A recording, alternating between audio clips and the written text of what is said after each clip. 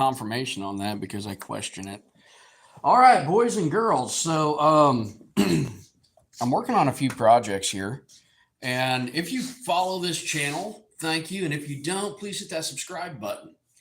What I'm working on, what I'm in the process of, I'm in the process of one of my favorite things, and that is restocking the shop.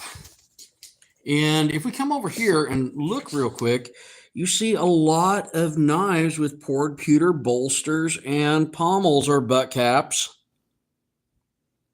whatever you however you prefer to refer to those. And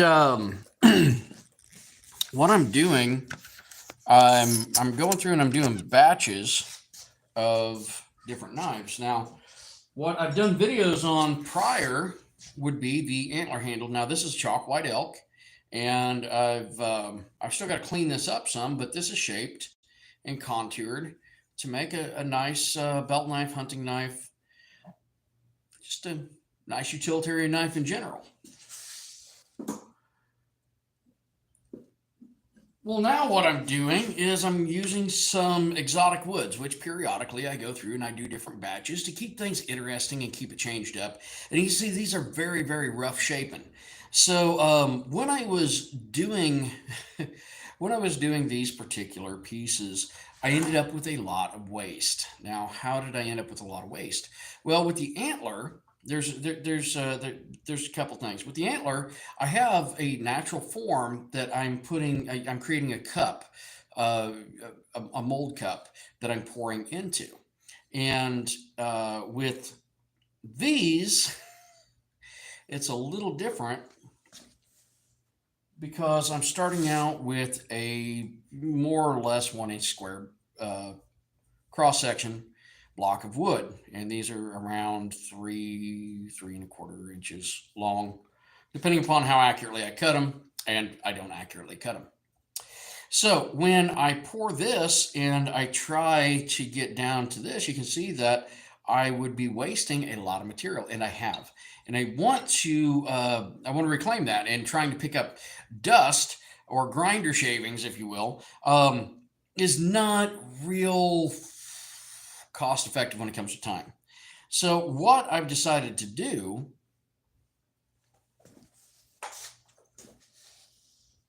is to go this route. One, I form the bottom part. You can see how this was cross sectioned, like the piece I just showed you.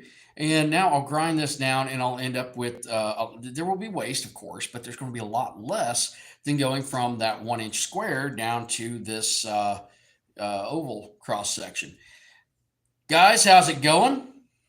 Now, one thing I have done is, you may notice here that on these I have left one corner open. Why? So that I have an area to pour into and hopefully not dribble onto the blade, which I can correct, but if I can avoid that, that's what I'm going for. Now, taking the corners down, of course, I'm saving material that would otherwise be discarded.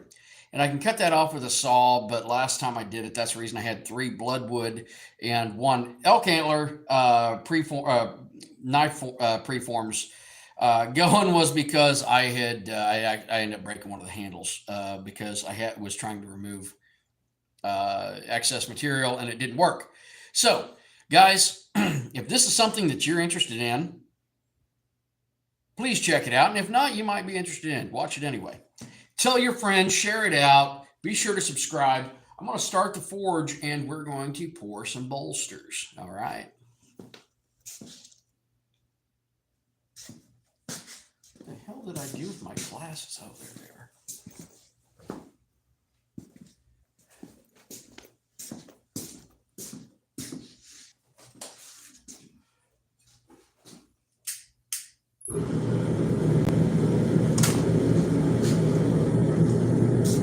All right, so I just started the forge. I'm going to bring you back here into my forging area. Now, we're a member of the Forge Memory family, and Forge Memory is based out of Pigeon Forge, Tennessee.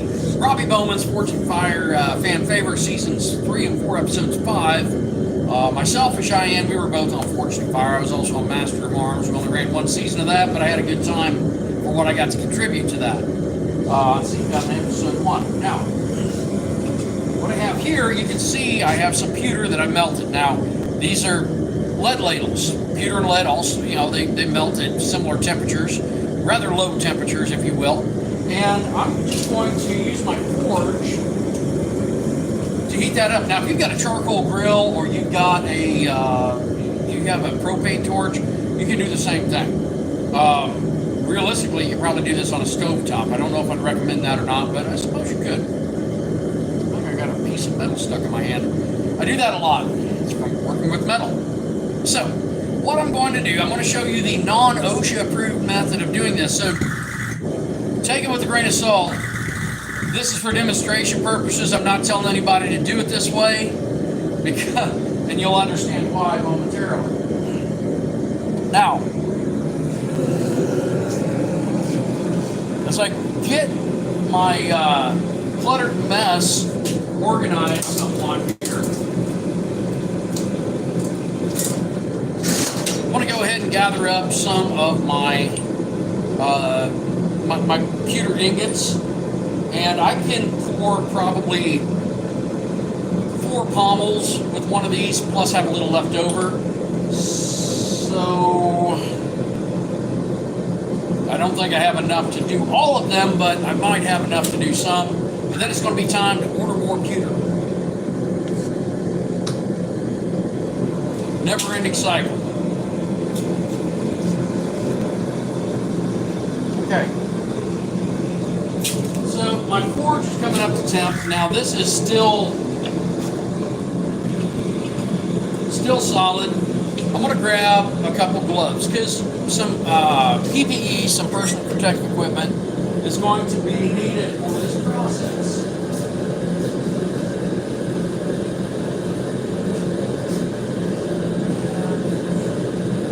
If this one, the way that juts out and all, I think that's what I want to go with. Now, when I assemble these, I have the tang generally pass all the way through if possible or close to it, so that pewter, let me turn it this way, the pewter actually passes completely through, encases the tang, and it's difficult to remove those fittings without using a hammer or a grinder or a saw or something of a fun nature.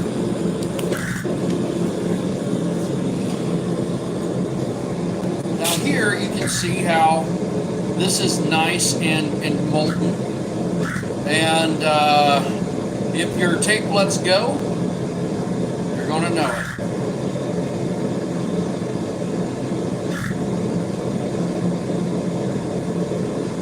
So I'm going to pour that just enough,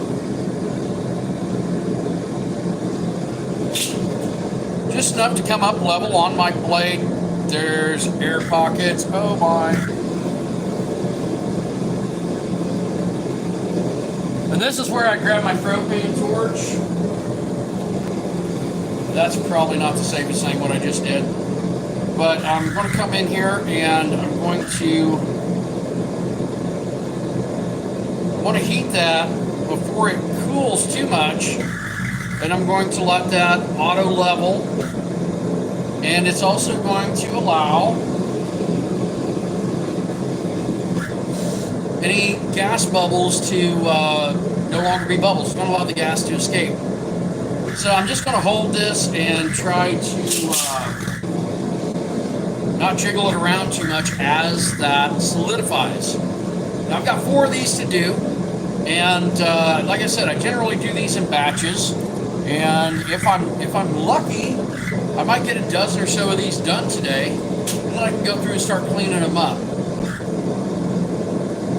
And if you guys are interested in knife making or want to make your own knife, you can come to one of our Forge Memory locations. We're located in Central Illinois, just off Interstate 70 around 40.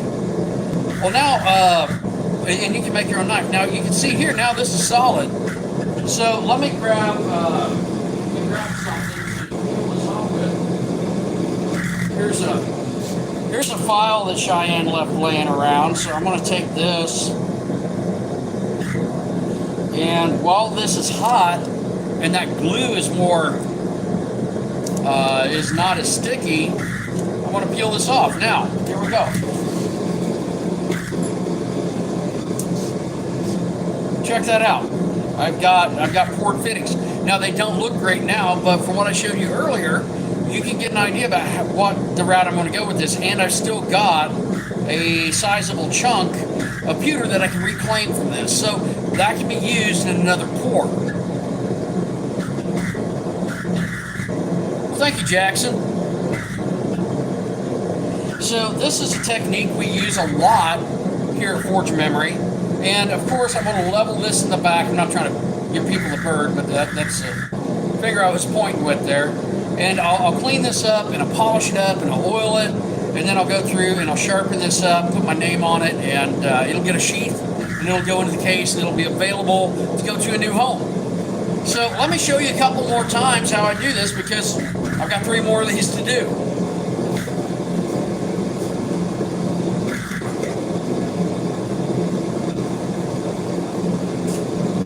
This is a narrower blade, and it's got a longer pommel, and it drops a little bit of a recurve. Now, my pewter is still quite molten here, okay? But I'm going to heat it up again just a little bit because I don't want it solidifying too fast. And when I do this, I'm going to make sure that it comes up level and I don't have to do a secondary pour.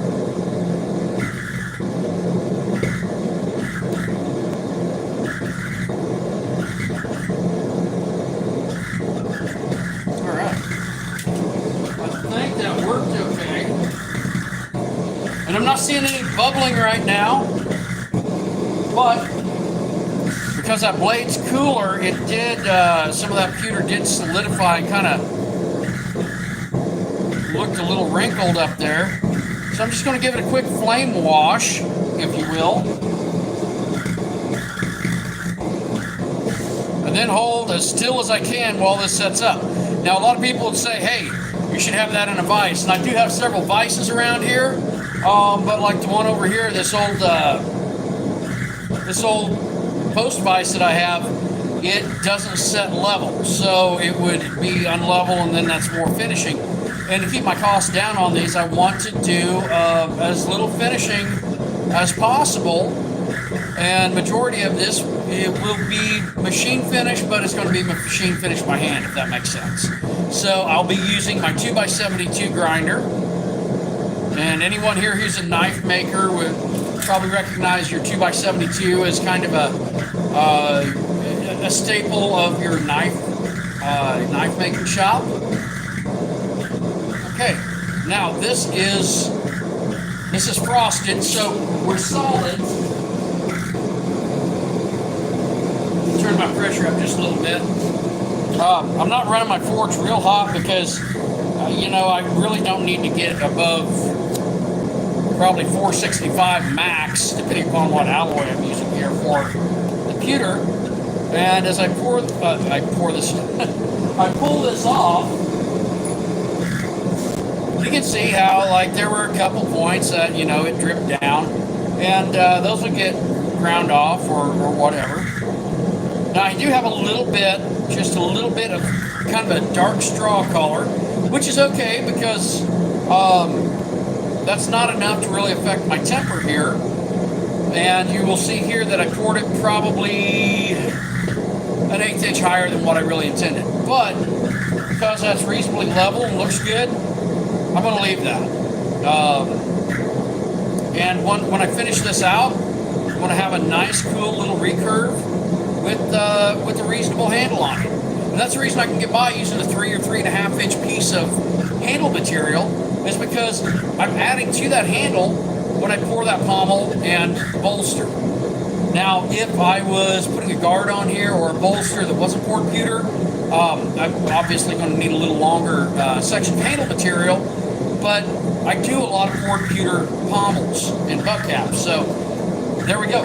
I got 2 more to go. Once more, if you guys haven't subscribed, please do so.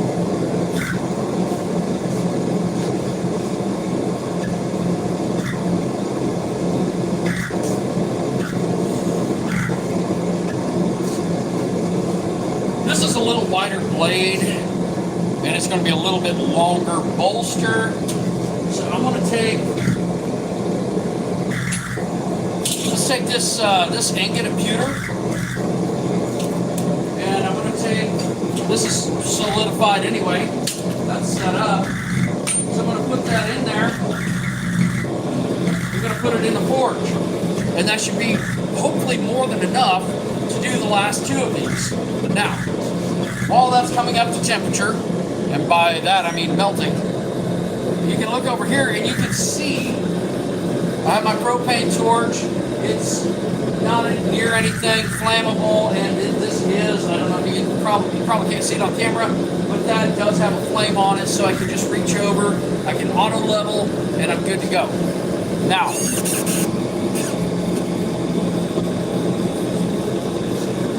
this is higher than what I normally run it, and that's because I didn't grind down far enough when I did that cross section, which I could have done a little more.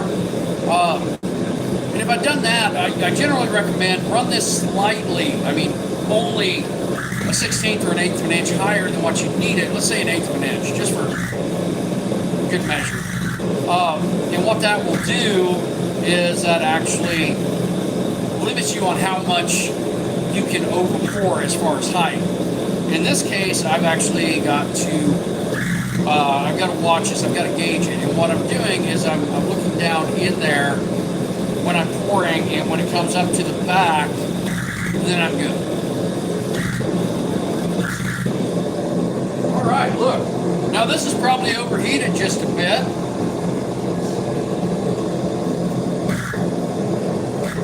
You know what? I can go ahead and pour it.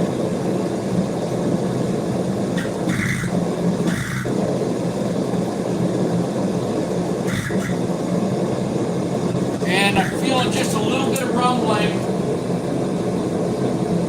A little bit of rumbling there. And what that means is that there may have been a little bit of gas produced.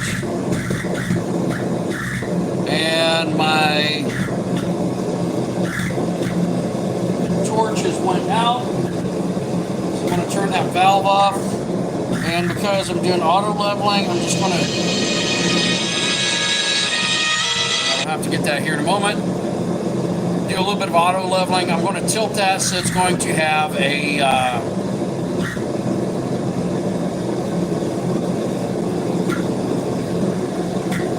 it's going to have a slant, which will work. And let's go back in here. Turn that up just a little bit.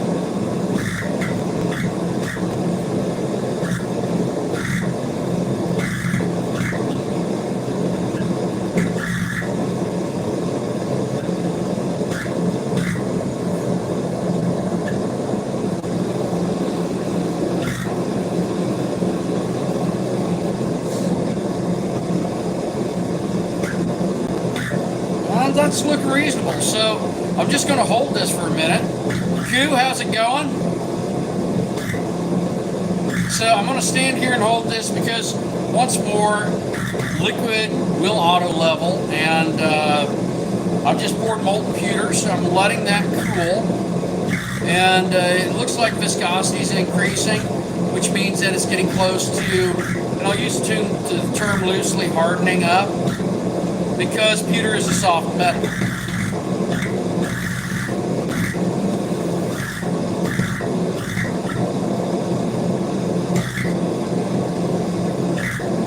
I got a little bit of smoke coming off the handle, not a big deal.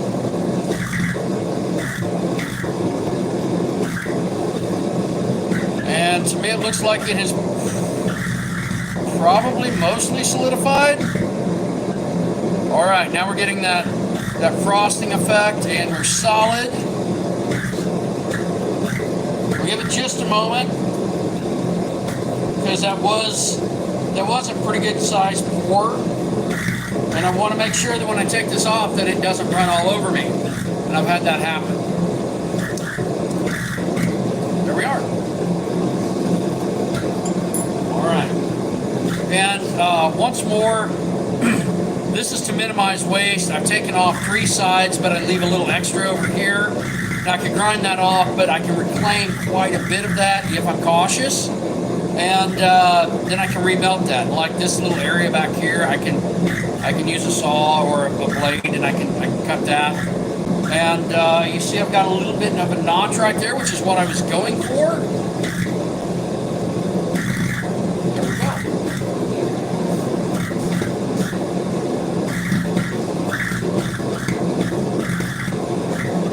All right, last one, and my pewter is still plenty warm.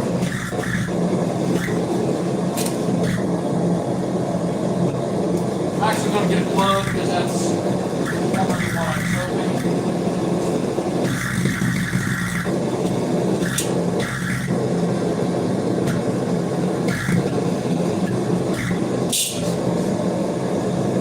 And ideally, I should have this, I should be pouring on the other side, but I didn't set it up that way.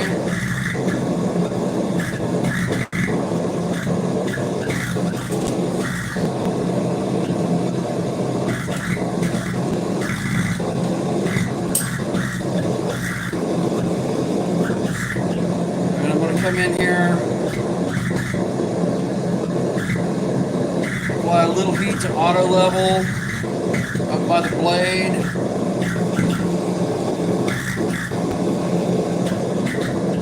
Set it down, and I'm gonna let it cool.